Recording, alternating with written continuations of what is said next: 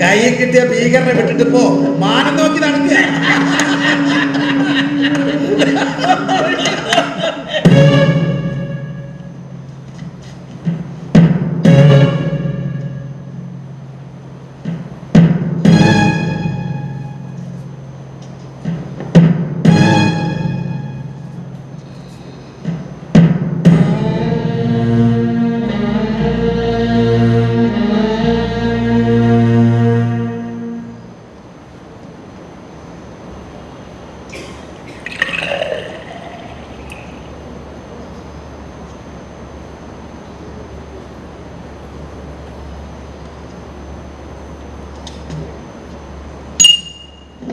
ഞാൻ കുടി തുടങ്ങി. ഒരു മഹാന്റെ വാക്ക് കേട്ട് കുടി നിർത്തിയ ഉണ്ണാക്കനാണ്. കാർഗിലിലെ തണുപ്പിൽ യുദ്ധവീര്യം കൊണ്ടൊരു സോഡ കുടിക്കാനുള്ള ദാഹമിരുന്ന് വാങ്ങിയത്. സർ,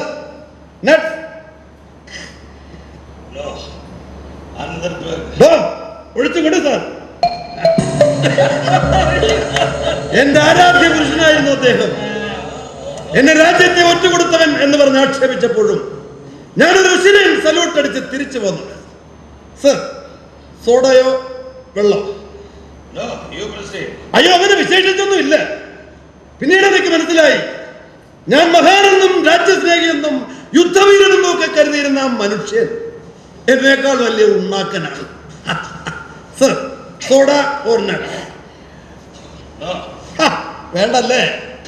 അപ്പോൾ ഞാൻ പറഞ്ഞു വന്നത്, ആ മനുഷ്യന്റെ വാക്ക് വിശ്വസിച്ച് വലിയ വീര്യത്തോടെ സൺസെറ്റ് പീക്കിൽ തീവ്രവാദികളെ നിറയൊഴിച്ചു തീർക്കാൻ കാത്തുനിന്ന മണ്ടനായ ഒരു മേജറാണ് ഞാൻ. മുഴുവൻ ആത്മവീര്യവും ട്രിഗർ മുനയിലും ഗൺ പോയിന്റിലും കേന്ദ്രീകരിച്ചു നിന്ന ഞാൻ പിന്നീട് കണ്ടത് ഒരൊറ്റ സബോർഡിനേറ്റിനെ മുഴുവൻ കൊന്നു വീഴ്ത്തുന്നതാ.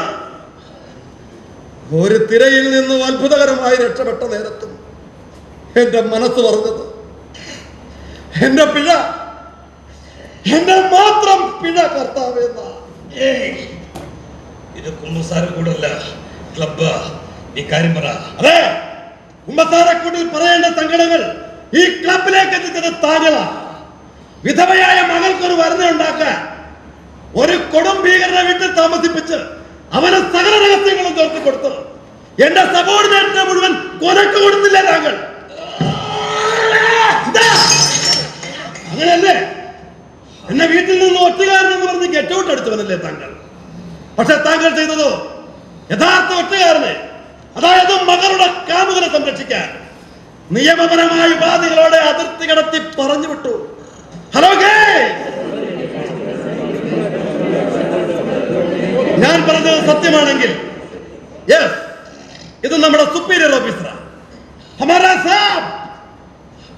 ഞാൻ പറഞ്ഞ രാജ്യദ്രോഹം നമ്മുടെ സാബ്ജി ചെയ്തിട്ടുണ്ടെങ്കിൽ എസ് എന്ന് നിങ്ങൾ പറയണ്ട, ഒരു ക്ലാപ്പ് കൊണ്ട് നിങ്ങൾ അത് അംഗീകരിക്കും.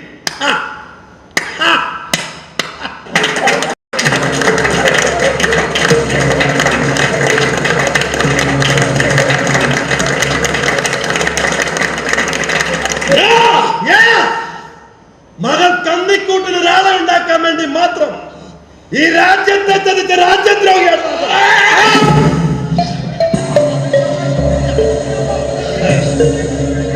നീ ഒന്ന് മനസ്സിലാക്കുക. നീ പറയുന്നതല്ല ഞാൻ, നീയൊക്കെ ചിന്തിച്ച് നിർത്തുന്ന ഞാൻ ഓർത്തു തുടങ്ങുന്നേ. ഹലോ ഗൈസ്, നിങ്ങളാരും എനിക്ക് കൈയടിക്കണ്ട, ആരും എനിക്ക് കൈതറിയാൻ വേണ്ട. പകരം നീയൊക്കെ എന്നെ കൈകൾക്ക് സല്യൂട്ട് ചെയ്യേണ്ടി വരും. Because I am a superior officer.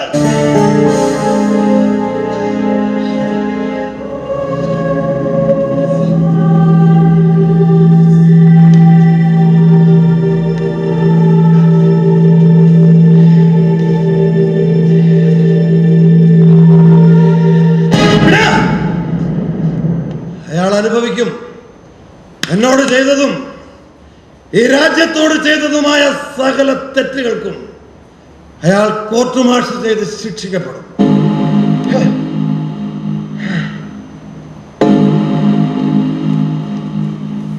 Intelligence bureau അതിവിദഗ്ധമായി പിടികൂടിയ തീവ്രവാദിയും ചാരനുമായ റിയാസ് അൻവർ എന്ന പാകിസ്ഥാനിയെ ചോദ്യം ചെയ്യലിനോ ശിക്ഷാവിധികൾക്കോ വിട്ടുതരാതെ തൻവീർ ജിഹാദി ഗ്രൂപ്പിന്റെ രഹസ്യം ചോർത്താനുള്ള ഡബിൾ ഏജന്റായി ബ്രിഗേഡിയർ ശിവപ്രസാദ് സ്വന്തം ഉത്തരവാദിത്വത്തിൽ വിട്ടയച്ചുവെങ്കിലും പ്രസ്തുത സ്പൈ പറഞ്ഞ ദിവസങ്ങൾക്കുള്ളിൽ രഹസ്യരേഖകൾ എത്തിക്കുകയോ ഹാജരാകുകയോ ചെയ്യാത്തതിനാൽ ഈ ഗുരുതരമായ വീഴ്ചയ്ക്ക് കാരണക്കാരനായ ബ്രിഗേഡിയർ ശിവപ്രസാദിനെ റിയാസ് അൻവർ തിരിച്ചെത്തി കുറ്റവിമുക്തനാകുന്നതുവരെ ആർമി ആക്ട് സെക്ഷൻ 63 പ്രകാരം വീട്ടുതടങ്കലിൽ പാർപ്പിക്കാൻ ഈ പട്ടാള കോടതി ഉത്തരവിടുന്നു.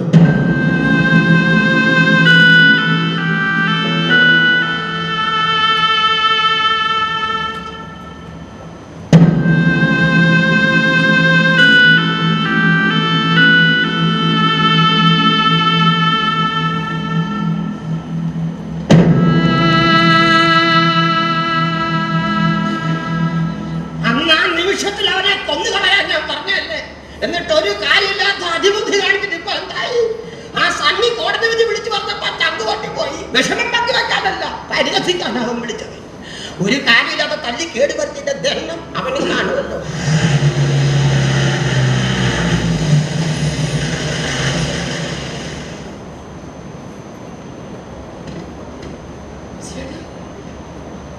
വീട്ടുതടങ്കൽ, അതാണ് വിധി.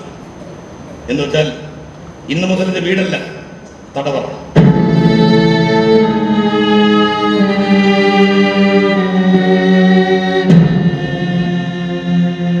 ഒരു മനുഷ്യായുസിന്റെ വലിയൊരു പങ്ക് രാജ്യസുരക്ഷയ്ക്കായി സമർപ്പിച്ചതിനും സ്വന്തം കുടുംബം പോലും നോക്കാതെ രാജ്യത്തെ സ്നേഹിച്ചതിനുള്ള പാരിതോഷികം, ഭീതിയും വിസ്താരമുള്ള തടവറ, ഒറ്റുകാരൻ എന്ന ദുഷ്പേര് എല്ലാം സ്വയം വരുത്തി വെച്ചത് തന്നെയല്ലേ.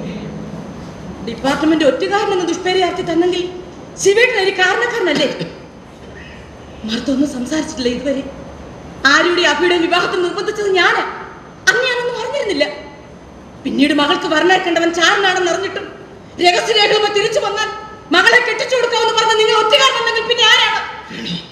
രാജ്യസുരക്ഷയ്ക്ക് വേണ്ടി സ്വന്തം മകളെ ബലി കൊടുക്കാൻ മനസ്സ് കാണിച്ച അച്ഛനാ നിങ്ങൾ.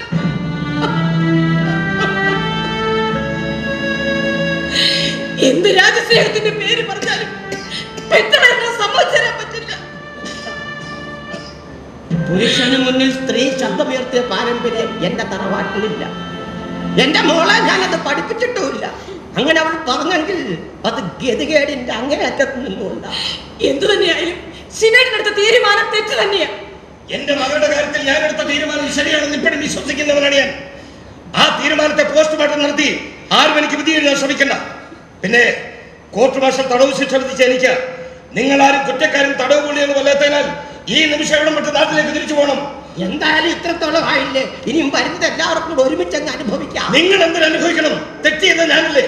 കോർട്ട് മാർഷൽ വീട്ടുതടങ്കൽ വിധിച്ച എനിക്ക് എന്റെ ഡിപ്പാർട്ട്മെന്റ് എനിക്ക് വിധിച്ച കാരാഗ്രഹത്തിൽ ഇനി ഒറ്റ ഒരുത്തരെയും കണ്ടുപോയിക്കരുത്. ഈ നിമിഷം പടിയിറങ്ങിക്കൊള്ളു എല്ലാവരും.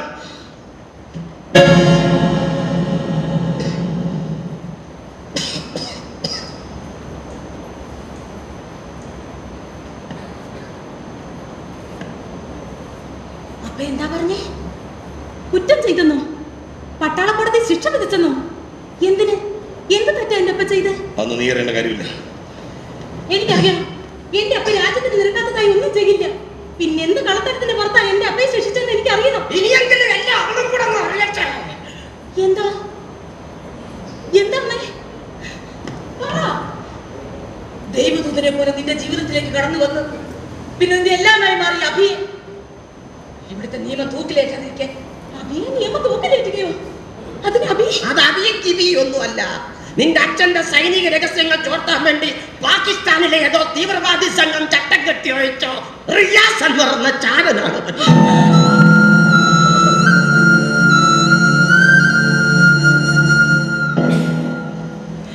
നിനക്ക് വേണ്ടി അപ്പ അവനെ പാകിസ്ഥാനിലേക്ക് തിരിച്ചയച്ചത് തീവ്രവാദികളുടെ ചില രഹസ്യരേഖകളുമായി മടങ്ങി വന്നാൽ അവനെ മാപ്പുസാക്ഷിയാക്കി നിങ്ങളുടെ വിവാഹം നടത്താമെന്ന് ഉറപ്പിന്മേൽ.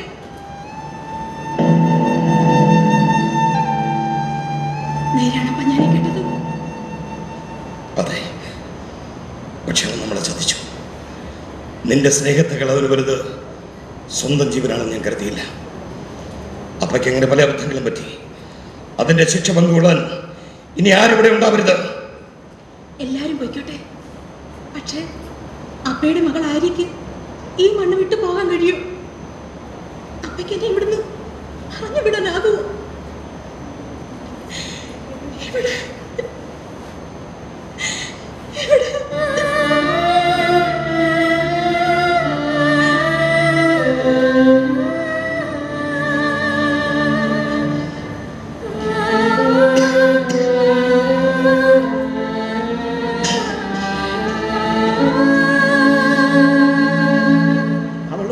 കേട്ടല്ലോ, അവളിവിടം വിട്ട് പോവില്ല. പിന്നെ ഞങ്ങളെ പോകാൻ നിർബന്ധിച്ചിട്ട് എന്താ കാര്യം? കുട്ടികൾ ഇങ്ങനെ പല ഭാഷകളും പറയും. അത് പറഞ്ഞു തിരുത്തേണ്ട മുതിർന്നവരാ. ഒരു ഗുണവുമില്ലാത്ത ഈ കാത്തിരിപ്പ് അവസാനിപ്പിക്കാൻ അവളെ നിർബന്ധിക്കണം. സമ്മതിച്ചില്ലെങ്കിൽ പിടിച്ചിറക്കുന്ന സകലതിനെ. മക്കളെ, മരുമോനായിട്ടല്ല മോനായിട്ടാ നിന്നെ ഞാൻ കണ്ടത്.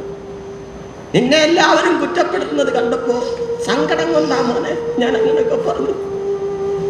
ഈ ഒരവസ്ഥയിൽ നിന്നെ ഒറ്റയ്ക്കാക്കിയിട്ടിട്ട് പോകാൻ മനസ്സനുവദിക്കുന്നില്ല. പോകുന്നെങ്കിൽ എല്ലാവരും കൂടെ ഒരുമിച്ച്, ഇല്ലെങ്കിൽ തല്ലി ഇറക്കിയാലും പോകില്ല. ഇനി അതുകൂടി എന്നെ കൊണ്ട് ചെയ്യിപ്പിക്കരുത്. ഈ കൈ പിടിച്ചത് മുതൽ പിരിഞ്ഞിരുന്നിട്ടില്ല ഇതുവരെ. അടിച്ചിറക്കാനാ തീരുമാനമെങ്കിൽ അതിരേടുകയുടെ മരണമായിരിക്കും. വേണ്ട, സങ്കടം കിടക്കട്ടിരിക്കണ്ട. കാശ്മീരിലെ കൊടുന്തണുപ്പത്ത് പോലും എൻ്റെ ഉള്ളിൽ കത്തുക. ഈ രാജ്യത്തെ സ്നേഹിച്ച ഞാൻ ഈ നാടിന് വേണ്ടി തന്നെ അവസാനിക്കട്ടെ. സ്മൃതികളുണരുമ്പോൾ മിടിക്കുന്ന നെഞ്ചിലുണ്ടൊരു പിടി മണ്ണിൻ തുടിപ്പ്. ചുവടുവയ്ക്കാൻ എന്നെ ആദ്യം പഠിപ്പിച്ച ചുണയുള്ള മണ്ണിന്റെ ഉപ്പ്. ആഴത്തിൽ വേരാറ്റി നിൽക്കുന്ന ബന്ധങ്ങൾ അറ്റുപോകില്ല ഉറപ്പ്.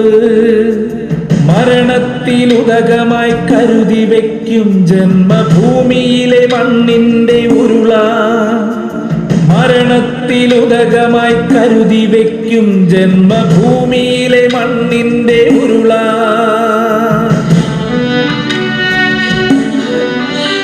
Ha ha ha!